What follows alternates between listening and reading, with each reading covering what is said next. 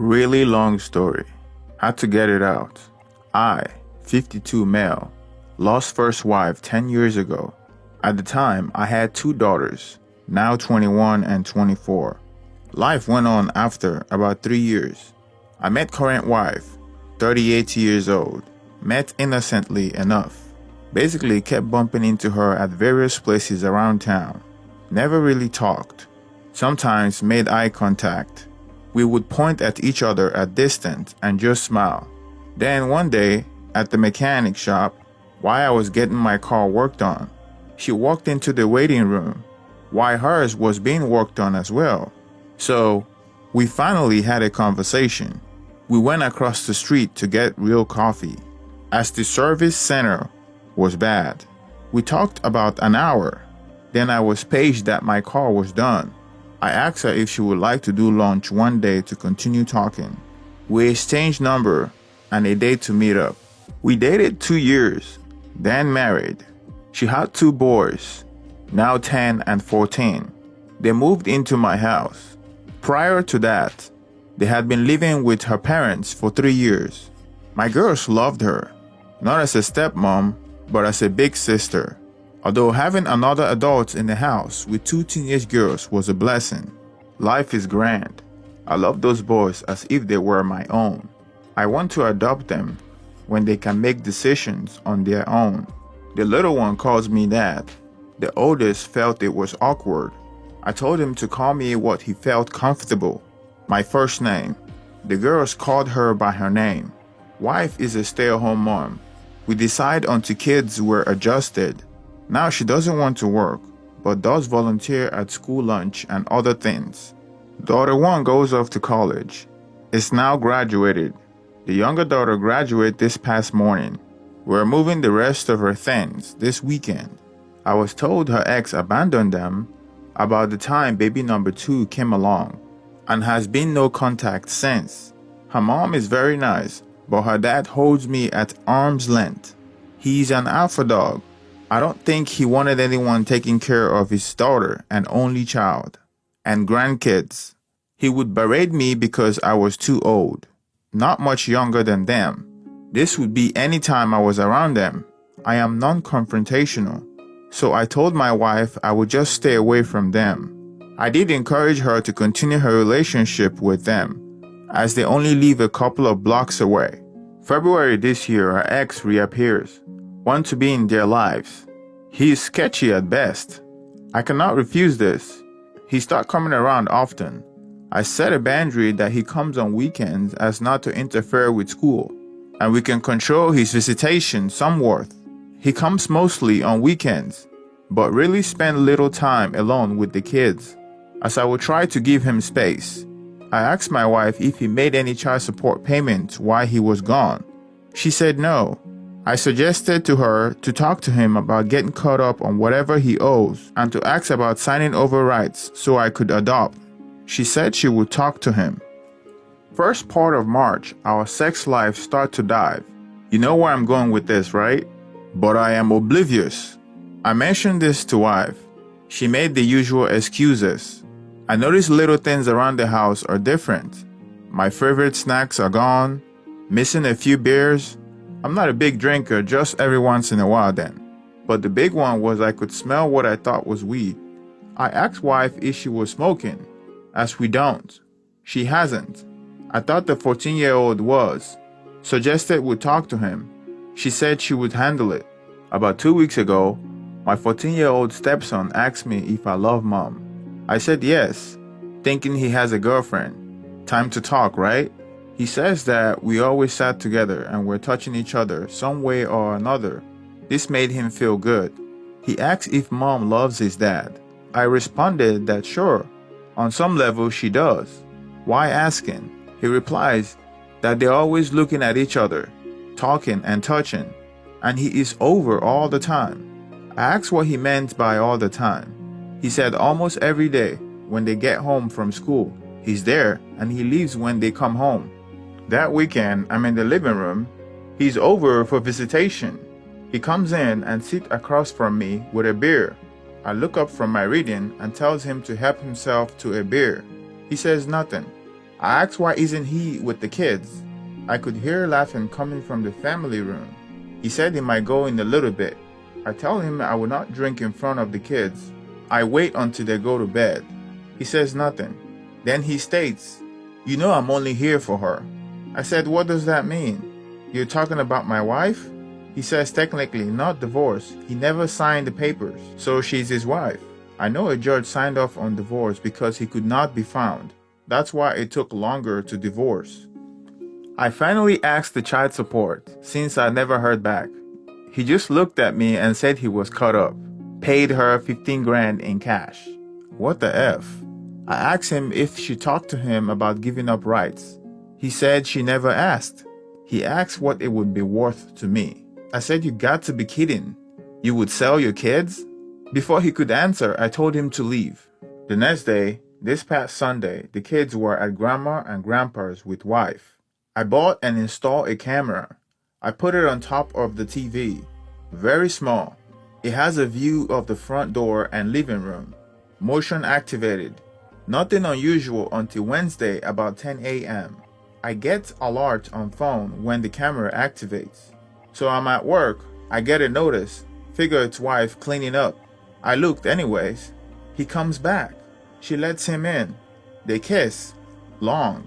He starts grabbing at her. She playfully pushes him away. They're laughing. No sounds. He sits on the couch. She brings him a beer and snack. 10 a.m. She disappears. She's back a few minutes later. Clothes changed. She's going to school for lunch. They are talking. More grabbing, more pushing away, laughing. A few minutes later, she's up getting ready to leave. He gets up, grab her again, making some gestures, then posing like he's praying, hands together. They sit down again, and she gives him a head. She finishes up, goes out of range, comes back saying something, then leaves. He then watches TV. Then he takes a snack. Then he takes a nap. Screen eventually goes blank. A little after 1 p.m., another alert. She's home. They talked. They both leave room. I know they're heading to bedroom. I raced home and find them. They never heard me coming. There's the hysteria you would expect. He slithers out. I tell her she has to go. She pleads it was one-time mistake. He had just got there. She was lonely because we weren't having sex, etc. I called BS. I asked her how often he comes over. Just the weekends. Then, this was an anomaly. I showed the video of him napping. She said he was tired and asked. Then I showed her the BJ. She had nothing to say. I told her to pack her bags and get out. I left and called her dad to take them in. We were having issues. He of course takes alpha position, telling me how I would screw this up, yada yada. I couldn't get a word in. Finally, I stopped him, asked again, and he said yes. Then started on me again. I had enough. I said I would send him something. I sent the video edited down to BJ. I told him to view and call me back if I was wrong. Never heard back from him. Spoke with a lawyer on Thursday. Previously helped on estate plan after first wife. Refer me to a partner who does family law. We met Tuesday. Divorce will happen. He felt like but did not know for sure that I will be on the hook for child support for kids. No alimony. Since she broke our prenup I made up before marriage in addition to estate plan to protect my girls. I don't know about the support. Glad to do it. It's the boys. So my question or advice needed, has anyone been through divorce and was able to see their ex-kids even if they are not yours? How did it go? The 14-year-old is partially vulnerable as he is in high school next year. Formative years. I don't want to see him go down the tube and turn out like his dad. Update. This has been a busy week. Daughter's graduation over last weekend. Moving her back. Kids' sport starting. Meeting with lawyer. And sit down with the wife. I will try to keep it short. I've written this now 3 times. Because of the length, I keep cutting it back. Met with my lawyer Tuesday. We discussed what I wanted to do. I told him I wanted to be in the boy's life. If that means remaining married, then so be it. I still have love for the wife, but no longer trust her. He advised that in his experience, it would be wrong to continue the marriage as it would be a charade of one. Overall, a crappy marriage, the boys will suffer. The prenup was violated and that will hold. Wife is not entitled to any support. He suggests that we work together to come up with a visitation plan that works for both. Child support will be up to me, but again, anything will work out will look favorable on me by the court. He added that there have been cases where judges have ruled that the step-parents that has been in the child's life for a long time, where they have supported them, should pay child support. He didn't think the judge in our local court has ruled that way, but they may at some point in time. Once you get a lawyer, everything will be tougher. Get it worked out before then. He tells me in their weekly partner meetings that they go over new and upcoming cases. My original attorney did elderly law and estate planning. My new attorney does family law, and the others do criminal and liability. A few hours after the meeting, the criminal attorney comes into his office and told him that the $15,000 in back child support just doesn't sound right. The amount is pretty close to what the ex should have paid. He thought, how does a middle-class person get his hand on that much cash? The CA made a call to a contact in prosecutor's office in the county. It turns out that the ex never abandoned wife and kids. He was in jail on drug charges. He was tied to a federal case. He was granted early release 3 years ago when the Fed were releasing non-violent prisoners to ease overcrowding. I don't know if they're interested in him now, but the CA seemed to think that he went back to his old profession. They really are divorced. We checked again. So Thursday comes around for us to meet. Wife and father-in-law comes over to the house. It was very uncomfortable. Up until the Tuesday meeting, I was still on the fence on what to do. I started off by saying that I was going to record the meeting so there would be no misinterpretation on what transpired. They both agreed. I asked if she had consulted an attorney. She had not.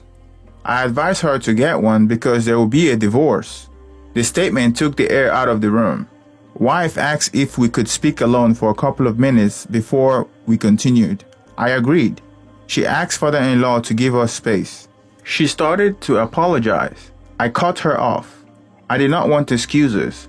I told her that she violated my trust by not only cheating, but lying to me. She asked how. I told her I know a lot more than she thinks. I knew she was just going to lie more. So I asked her why she never told me about the $15,000. She thought for a second, said she never had that much money at one time and just kept it to herself. She still had the cash. I asked if she questioned where it came from. She said X knew he owed it to her and the kids, and when he got enough, that's why he showed up. So right away, she's lying.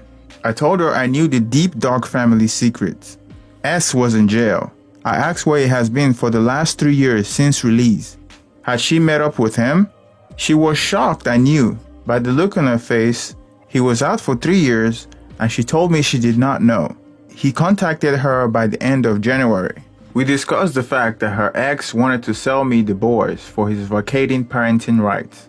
She claimed she did not know this. I asked how long the sex has been going on. She said the one time. I called BS. I told her I had the camera set up for a while.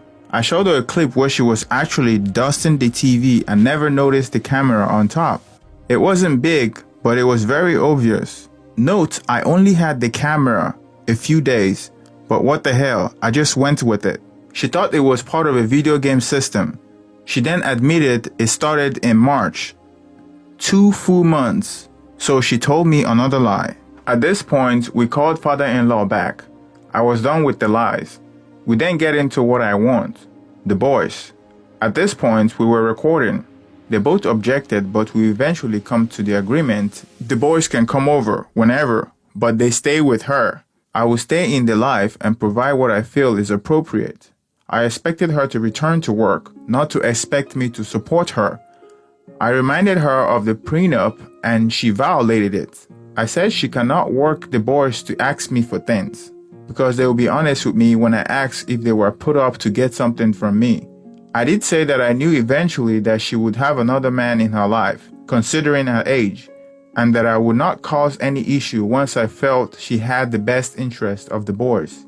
By then, they could be beyond the confusion stage and could decide how they would react to another stepdad. One last thing, wife and I are both avid followers of different subs. We spent many evenings side by side reading our favorites and sharing with each other. She read my post, figured out by my description that it was me. She saw your reaction. Why I wish I would have used some of your replies. She read them all and commented how you savaged her. Thank you. Got home Sunday, put daughter's stuff from apartment in garage. I get a call early evening from 14-year-old, and I quote, "Dad, what's going on? No one is talking to us. Mom and grandma are crying, grandpa yelling. Is this because of what I told you?" Close quote. I assured him that his mom made a bad mistake and that he had nothing to do with this mess. He asked if I was packing up their stuff because he saw the U-Haul in the driveway. I explained what happened and all their stuff will remain there. Monday and Wednesday were sports nights. Family sit in bleachers while I stand behind home plate backstop. My usual spot since I don't see eye to eye with father-in-law. On the way across the field, the oldest stopped. He warms up and rubs over to me. We hug and talk a few minutes, then send him back. As I get to my spot, I have the 10-year-old crash into me at full speed. I bent down, hugged him, and kissed him all over as he squirmed away. My father-in-law asked if we could talk. He apologized for the way he treated me in the past, and that he was wrong. Well, a little late, but I accepted and said I knew that it was a hard thing for him to do. He invited me to sit with them. I declined. He asked if I wanted to talk to wife. I said Thursday would be better. Then we set time and place.